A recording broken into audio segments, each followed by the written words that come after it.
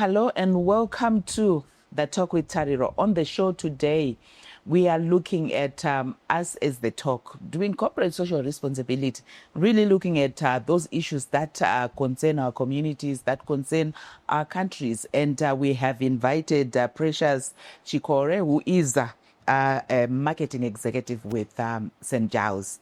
And recently they were hosting fundraising initiatives, mainly for their hostel, which caters for children with cerebral palsy. We'll hear more from her, unpacking all those and all these other initiatives that are being done by that institution, which is an institution that we are all potential candidates. So it's in our best interest that we ensure that that center actually runs smoothly. It's a non-profit organization. They actually survive on grants from the government, but the government can't do it alone. So they're always appealing to us as Zimbabweans to make sure that the institution runs at its optimum. Precious, welcome back to the talk. You were here last year. Yes, I was. Yes. Maybe let's start off for those who missed you last year. When we talk about St. Giles, most of us just think maybe when I've got an accident, that's when I go to St. Giles. And that's what St. Giles does. Maybe just unpack for us, what does St. Giles do? Thank you, Terry. Thank you for bringing me back to the show. We're always excited to share information about St. Giles and to make sure people are aware of what exactly we offer at St. Giles. So like you said, St. Giles is a medical rehabilitation center. We are a private voluntary organization that is non-profit making. We survive to assist people. But what's so interesting about St. Giles is the work that we do. So we do not only assist adults. So someone goes through the unfortunate, they suffer a stroke, they go through surgery, or they injure themselves such that they need rehabilitation. Yes, we offer those services, your physiotherapy, your occupational therapy, speech and language therapy, and hydrotherapy for the adults. But interestingly, we also look after the children, which is where the heart of St. Giles is. And we've got a hostel at St. Giles that takes care of children with different disabilities. So you look at your cerebral palsy, you look at your autism, your spina bifida. Those children stay at St. Giles Hostel.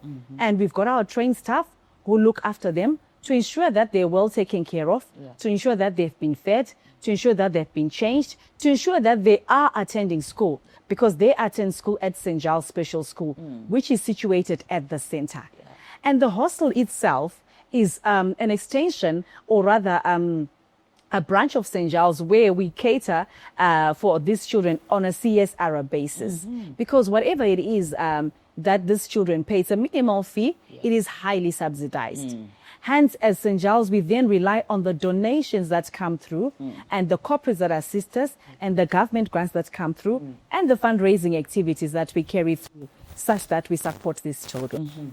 I want us to zero more on these children, Precious. Maybe kana mai vari kutoona vari kumusha zvinhu zvizvo zvawataura kuti vana munoketa nezvavo waisa mazita echirungu, but kune vamwe vana mai vane vana vane madisability iwayo vari vasingatozivi kuti ndizvozvo zvacho. Saka apa tiri kutarisa kuti vana amai vane vana vakaita sei vanokwanisa kuuya St. Giles.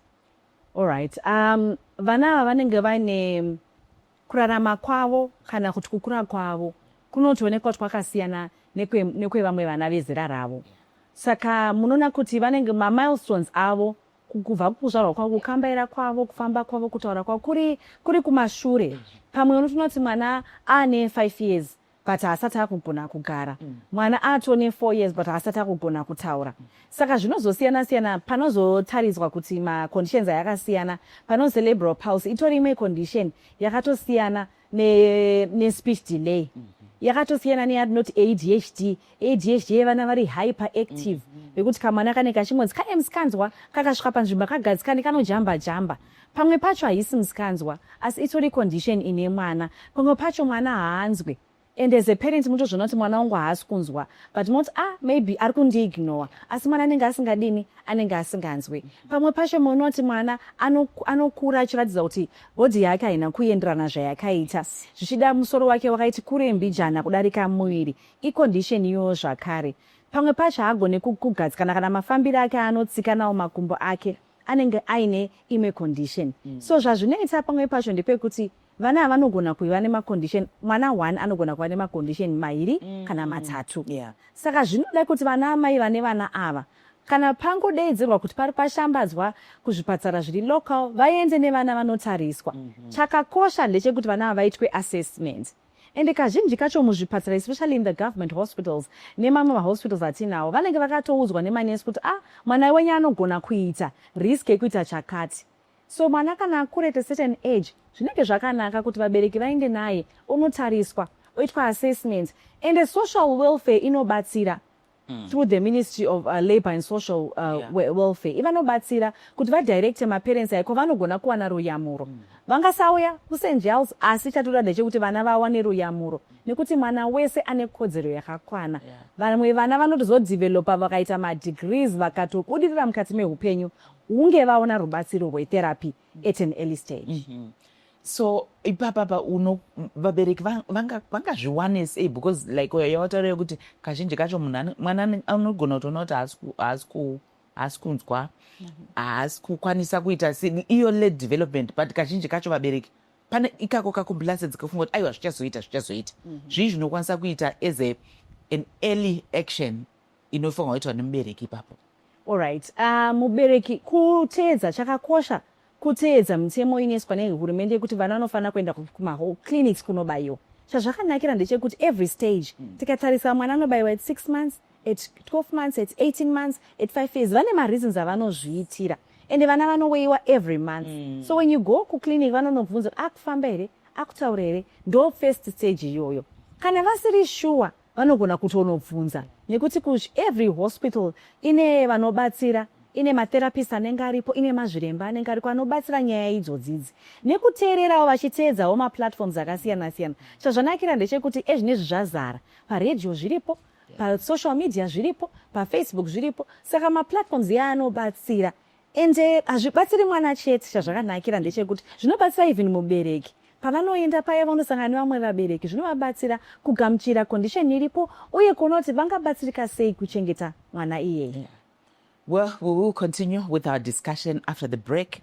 During this first segment, we've heard what St. Giles does, what is in store. Second segment, we will now go deep into the different activities, especially looking at what they were fundraising for. How can we chip in? What was really the purpose of even having that particular event? Stay tuned.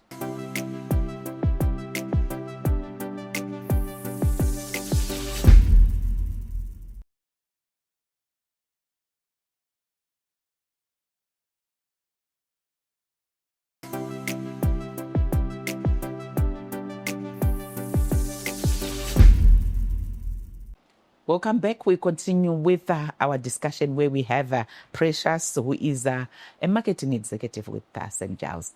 Precious, so recently you had a fundraising breakfast meeting, which was linked to the amazing work that you spoke about related to the children that you cater for at St. Giles. Could you share more around that? What was the purpose and where to from now? All right, Tari, thank you so much for speaking about this, because it was a different event altogether for us at St. Giles. We look at ourselves, and over the years, we interact with different stakeholders whom we call our friends of St. Giles. It is a community of individuals, of corporates, of families that come through and assist St. Giles in many different ways.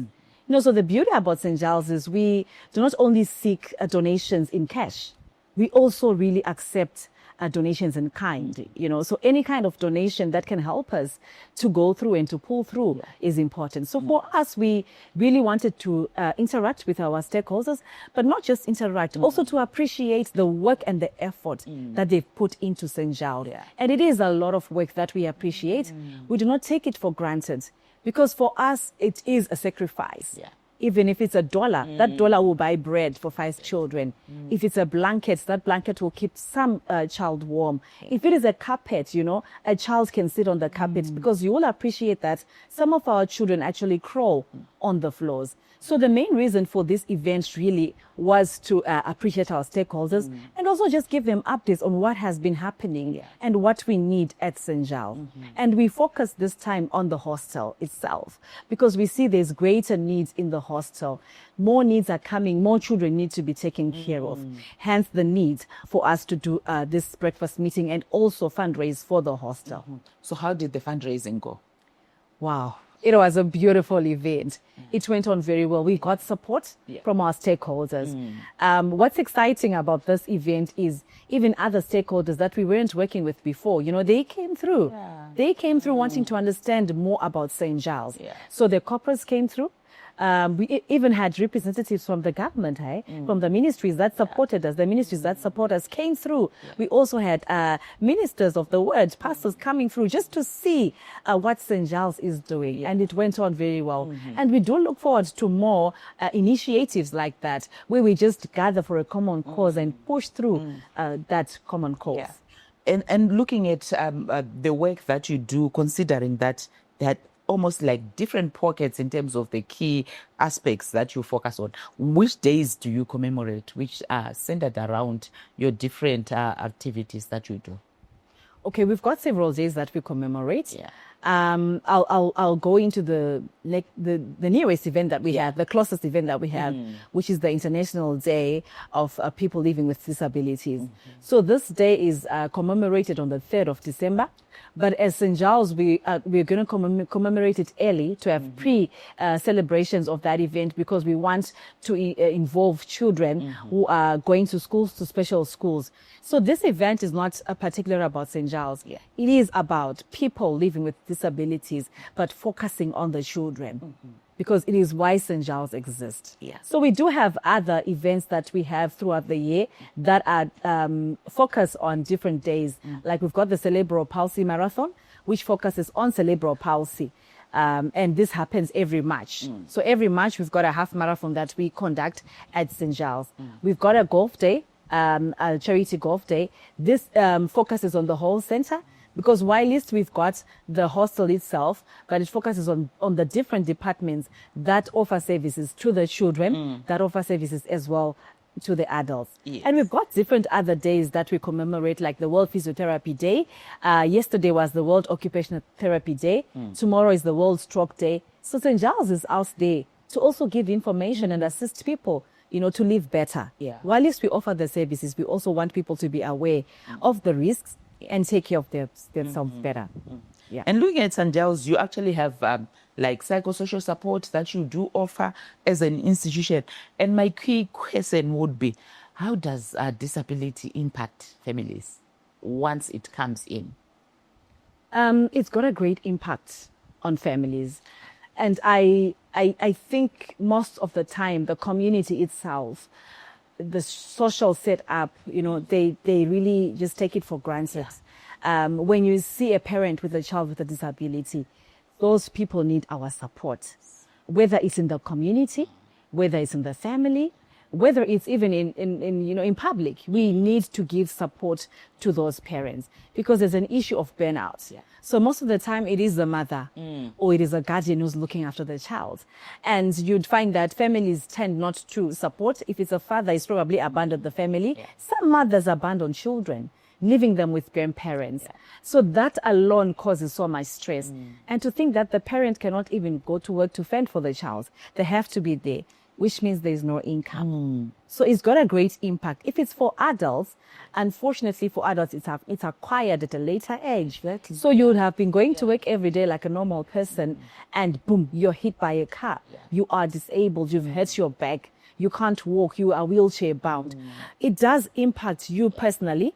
It also impacts the family because there's a lot of changes that need to happen around you. At work, they need to change the setup. At home, they also need to change the setup. With yourself, you need to change because now you have to be dependent on other people. So we've got a psychologist who supports that part of the mental awareness, just giving counseling so that people accept. We also have our social work departments who do a great job in doing family counseling, as well as assisting the affected members to also adjust to the new condition, as well as the families to explain to them what it means. We also then take it on even to the workplaces where we do economic assessments. Our therapists will go to the workplace and check if the setup around the workplace is suitable for someone to work. If it's at home, we also have our therapists going home and to check if the setup at home is suitable for that person. So it's a whole lot of things that go into trying to have someone adjust. But I'll emphasize this, Tari. They need support. However, and emotional support is the most important of all. Indeed, she is highlighting the kind of support that somebody would need. And for us, most of the times, it's this disability that comes in at a later stage. It impacts you as an individual. It impacts even the whole family. It impacts the community, adjusting to all that. And the point that Precious is raising to then say, you are visiting a center like St. Giles.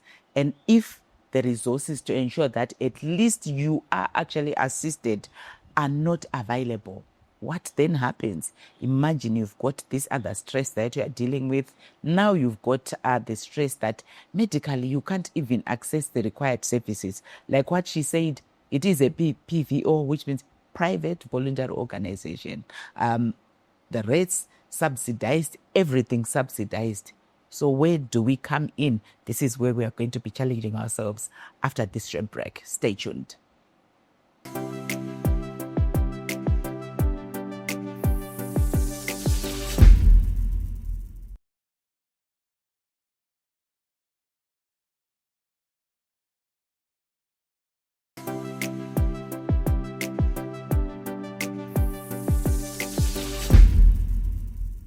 Welcome back. We are continuing with our discussion on the Talk with Tariro.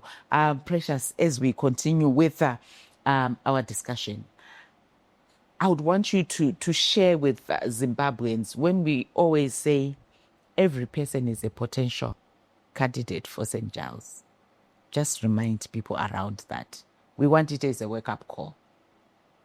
It's always scary when I say that, you know. For me, actually, it's a wake-up call because it is everyone. It is really, you know, unfortunate that we can't foretell the future of what happens to someone.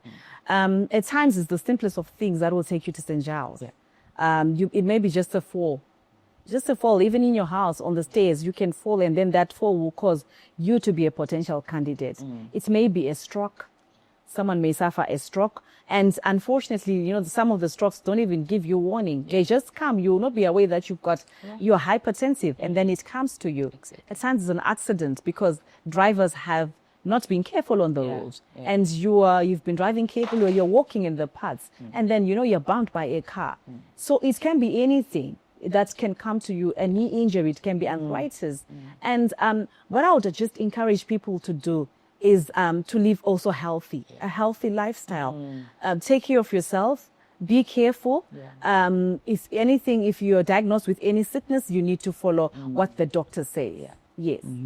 And in terms of affordability, as much as you're talking about everything is subsidized, is it easy for me to be admitted and be able to cater for my bills as well?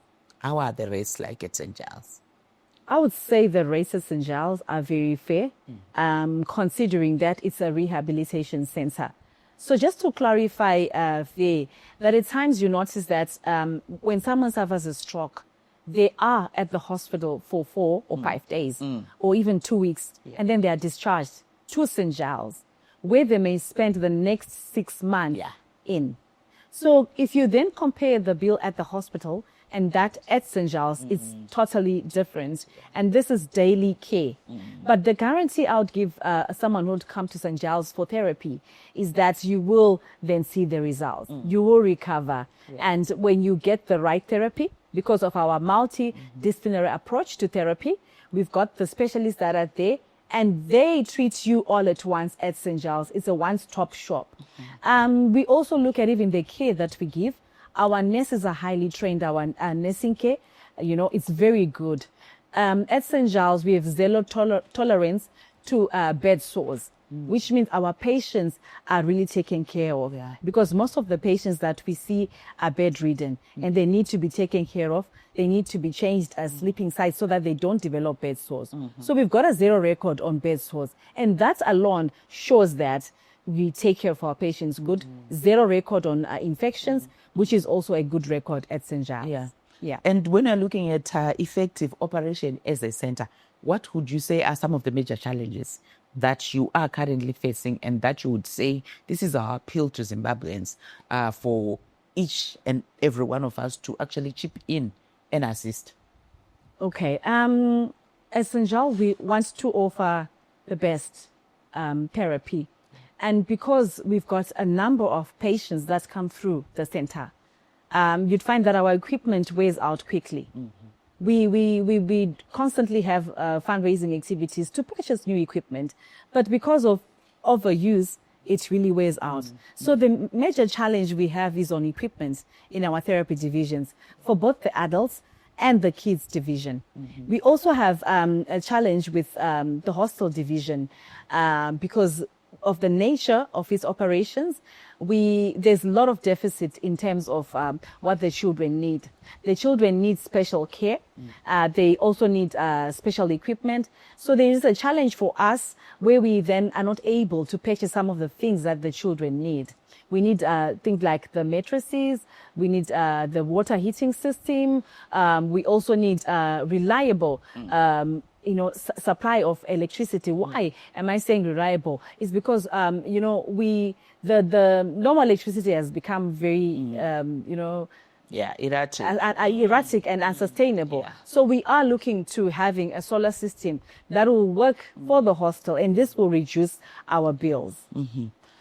And for somebody who's actually watching and maybe I've got a child who's got some challenges, how does one enroll at St. Giles?